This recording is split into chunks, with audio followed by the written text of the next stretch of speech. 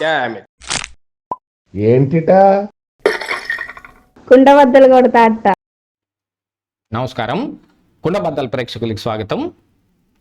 ఏ పని చేసినా అడ్డంగా దొరికిపోవటం అంబటి రాంబాబుకి బాగా వెనతో పెట్టిన విద్య అన్నట్టు కనపడుతుంది. నిన్న కూడా ఆయన గాదే సాయి కృష్ణ మరణం వెనుకున్న వాస్తవాలు అని చెప్పి కొన్ని ఫోటోలని రిలీజ్ చేసి అందులో కూడా అబాసు పాలయ్యాడు. ఫేక్ ఫోటోలని చూపిస్తూ ఆయన చేసిన కొన్ని వ్యాఖ్యలు కావచ్చు, వ్యాఖ్యానాలు కావచ్చు, ఈరోజు ఆయన మీద తిరిగి కేసు పెట్టడానికి వీలుగా కనపడుతూ ఉన్నాయి. ఆ విషయమై మరి పోలీసులు కూడా ఆలోచిస్తున్నారు. కాకపోతే ఇప్పుడు హై టెన్షన్లో ఉంది కాబట్టి ప్రస్తుతం ఆయన మీద కేసు ఏం పెట్టకపోయినా రేపు రానున్న కాలంలో దీన్ని సీరియస్గా తీసుకునే అవకాశాలు కూడా మెండుగా కనపడుతున్నాయి. గాదే సాయి కృష్ణ ఏం చేశాడు? అతన్ని కృష్ణలంక పోలీస్ స్టేషన్లో పోలీసులు ఆయన్ని 3rd డిగ్రీ ప్రయోగిస్తే తట్టుకోలేక చనిపోయాడు. లాకప్ డెత్ చేశారు. ఆ తరువాత ఆయన శవాన్ని బైక్ పైన ముందొక కానిస్టేబుల్ వెనకొక కానిస్టేబుల్ శవాన్ని పెట్టుకొని తీసుకెళ్లి దహనం చేసి బూడిదను కూడా మట్టు మాయం చేసేశారు.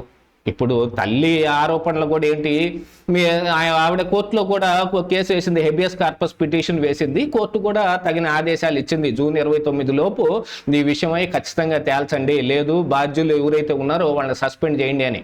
చంద్రబాబు నాయుడు ఆల్రెడీ ఆ పని చేశాడు. దీనికంటే ముందుగానే ఆయన్ని పోలీసు వాళ్ళని విఆర్లో పెట్టినప్పటికీ మరి సింగపూర్ పర్యటన ముగించుకొని వచ్చిన తర్వాత చంద్రబాబు నాయుడు దీన్ని సీరియస్గా తీసుకుని ఆ విషయమై ఆయన వాళ్ళని సస్పెండ్ కూడా చేయటం జరిగింది. కాకపోతే ఇందులో సాయి కృష్ణ కుటుంబం ఏ ఆరోపణలన్నా చేస్తే దాన్ని ఏ రకంగా చూడాలి అనేది ఒక పక్కన పెడితే, వైఎస్ఆర్ కాంగ్రెస్ పార్టీ మార్క్ రాజకీయం ఇందులో కనపడుతుంది. కులాల కుంపట్లు తీసుకొని రావటానికి, ఆ కులాల మధ్య చిచ్చు పెట్టడానికి, కాపుల మధ్య విద్వేషం రేగొట్టడానికి, ఈ కూటమి ప్రభుత్వం మీద కాపులు ఎగబట్టడానికి, ఈ కాపు టైగర్ అని పేరు తెచ్చుకున్న ఈ అంబటి రాంబాబు చేస్తున్న ఒక విఫల ప్రయత్నం నిన్న ఇంకా పెద్ద విఫలమై కూర్చుంది. ఆయన గాదే సాయి కృష్ణవి అని రిలీజ్ చేసిన ఫోటోలు చూడండి, ఎంత దారుణంగా చిత్రహింసలు చేశారో. గోల్డ్ పీకేశారు, 3rd డిగ్రీ చేస్తే తట్టుకోలేక చనిపోయాడని ఆయన రిలీజ్ చేసిన ఫోటోలు యాక్చువల్గా ఈ సాయి కృష్ణ అతని దోస్తుని చంపేసిన సమయంలో తీసిన ఫోటోలు. యాక్చువల్గా అందులో ఒక వీడియోను కూడా సాయి కృష్ణ పుట్టినరోజు నాడు ఒక చోట జరిగే పార్టీలో మాట పెరిగి అతని ఫ్రెండ్ని అతను చంపేశాడు. ఆ ఫోటో, ఆ వీడియోలను కూడా ఆయన ఫేస్బుక్, ఇన్స్టాగ్రామ్లో పెట్టుకొని నాతో పెట్టుకుంటే మామూలుగా ఉండదు అనే ఒక వార్నింగ్లు కూడా ఇస్తా ఆయన చాలా రకాలైన పోస్టింగ్లన్నీ కూడా మరి ఆయన సోషల్ మీడియాలో పెట్టాడు.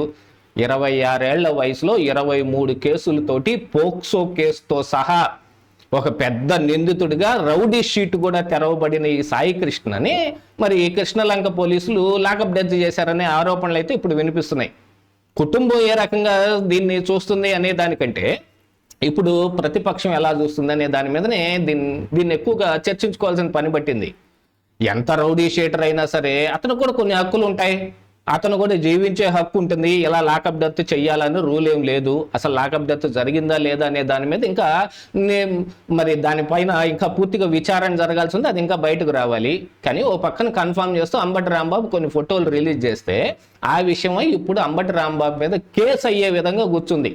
కాకపోతే పరిస్థితులు ఇప్పుడు బాగా ఉద్రిక్తంగా ఉన్నాయి కాబట్టి అంబటి రాంబాబు మీద అలాంటి కేసులు ఏమి పెట్టే ప్రయత్నం ఈ ప్రభుత్వం చేయకపోతున్నా ఆయన ఫేక్ ఫోటోలని ప్రజెంట్ చేశాడనే విషయాన్ని మాత్రం ప్రపంచానికి ఎలుగెత్తి చాటుతున్నారు.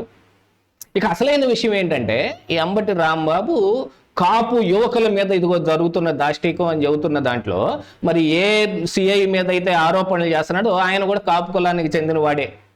మరి అలాంటి వాళ్ళు వాళ్ళ కులస్తుల్ని వాళ్లే చంపుకున్నారు అనే దాంట్లో మరి ఈయన ఏం చెబుతాడో తెలియకపోయినా ఇక్కడ అంబటి రాంబాబుకి ఒక విషయం గుర్తు చేయాల్సిన అవసరం ఉంది. ఏమిటి అనంటే, కేవలం సాయి కృష్ణ మాత్రమే జీవించే హక్కు ఉందా? ఎంత రౌడీ షీటర్ అయినా, ఎన్ని నేరాలు చేసినా, అతను పోలీసులు కళ్ళు కప్పి తిరుగుతున్నా ఆయన పోలీసులు తీసుకొచ్చి చంపటం అమానుషమే అయినప్పటికీ కేవలం సాయి కృష్ణకు మాత్రమే బతికే హక్కు ఉందా? మీరు అంటే ఈయన గతంలో కాంగ్రెస్లో ఉన్న సమయంలో వైఎస్ రాజశేఖర్ రెడ్డి వరంగల్లో సజ్జనారి చేత చేపించిన ఒక ఎన్కౌంటర్ విషయం గుర్తు తెచ్చుకొని ఇప్పుడు సమాధానం చెప్పాల్సిన అవసరం ఈ అంబటి రాంబాబుకు ఉంది. 3 యువకుల్ని వాళ్ళు పట్టణ పెట్టుకున్నారు.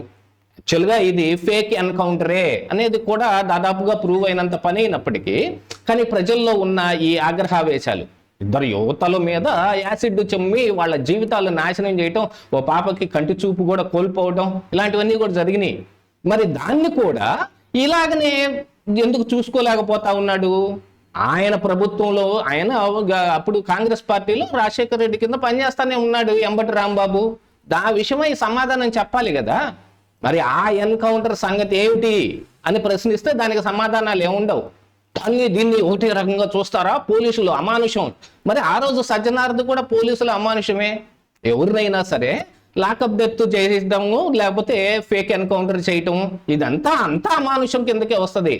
సాయి కృష్ణ కంటే కూడా యాక్చువల్గా ఆ రోజు చనిపోయిన ఆ ముగ్గురు యువకులు చదువుకునే వాళ్ళు, ఇతనిలాగా రౌడీ షీటర్లు కాదు.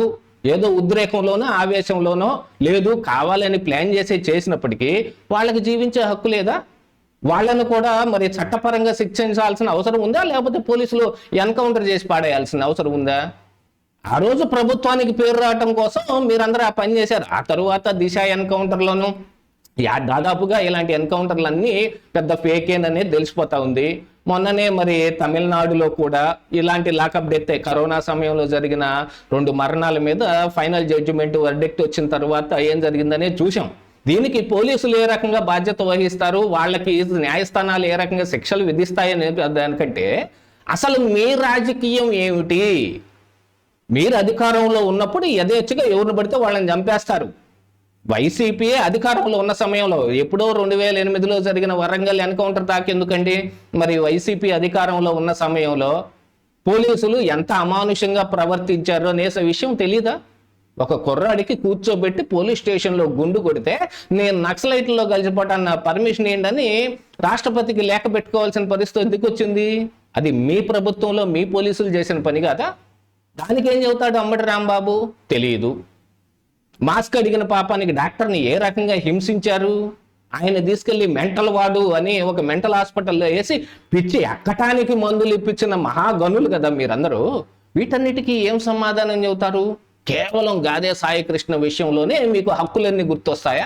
మిగతా ఏ ఊరి విషయంలోనూ హక్కులు గుర్తుకు రావా అనేది కూడా ప్రశ్నించుకోవాలి.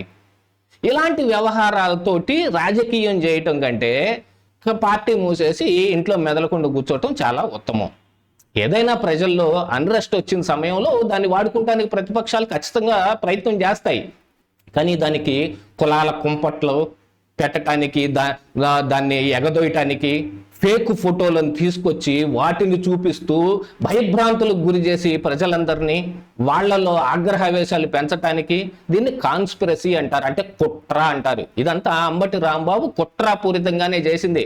ఆయనకి తెలుసు ఆ ఫోటోలు ఫేకే.